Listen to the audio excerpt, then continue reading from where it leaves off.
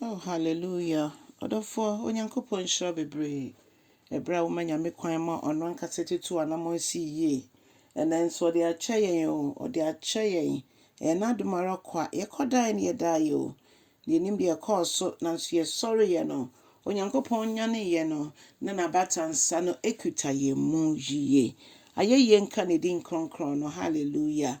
Odofo enenso so mema wakwa aba ede ba uti ase sanjumedie so ne yafe akenkan nsam afi eti enyum oha ne eduenu baako enyum oha eduenu baako ne nchichemu baako edikosin wotwe. Oh, hallelujah.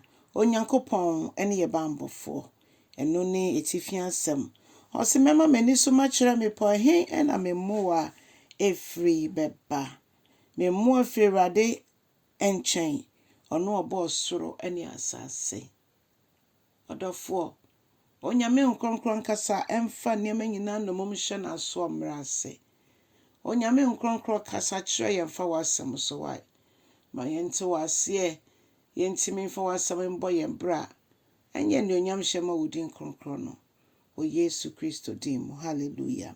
Odofo se yepagya ye ni hwe Nyankopon abode a emepo ene monsan ene ewiemu mununkum yi se de ehunu yi Nyankopon sa no nnwuma eno nti yentimi nkuto emu biara na yemo a emfi emu biara homma na mum yemo afi ni a obo sa ne me ho ena eba yemo afi asafo Ewurade ho eno nti o se o ma ye nan po enwotere na kopem obo na ono ye bambɔfoɔ no obɛbɔ ye ho ban onda ontonkompo ampa ye bambɔfoɔ no a ohwe Israel so no hwe ye nyina ye so no ontonkom na wada.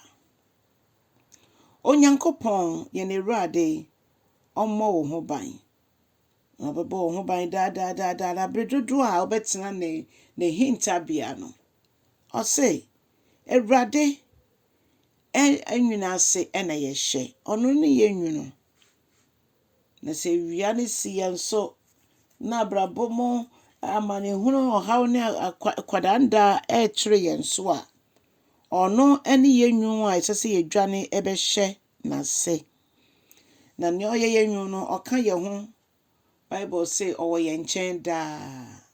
Oh, nsem ye de esanse efiye papa ho ena eba o se ewia entimi enku entimi entwa wo ntwene anapa bre ena anadwo bre nso osram nso entimi entwa wo ntwene ye Nyankopon ena obo ni nyina no wo so tumi.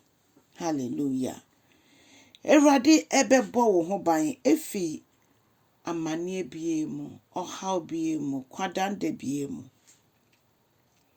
na Ewurade ebebo wabrabo ho ban na Ewurade ebebo ho ban efi ne eba nyina wo nkroye ene wo maaye nyina mu asafo Ewurade oka ye ho da oso behwe ye different efi be nyina mu sesei ene da apem esanse se yi Kristo Yesu sinchen ye yi Onyankopon sinchen a ye ni ahoden ye ni anidaso ye ni ahoto empo ye hwe ya ye honamdua yi mu a honamdua bebre na yaredom ahyem ma nanso se wo Kristo a ono ne ye yaresafo na wasan abo ye ho ban efi osafo agina tuo nyina mu na wasan tutu ya namon nso so ede amayen ede ben bio ena ye hwehwe echense ye beja ye ho amati asefo Nyankopon ne ye mu ye ena na do ye nso edoso Onyankopon ka ye ho nondom boa ye na wotwe wie ye yenye nhyira yama ye ho kwan na nyame nkasa nkyerɛ ye yama ye ho kwan na nyame ntutu ya namon ma ye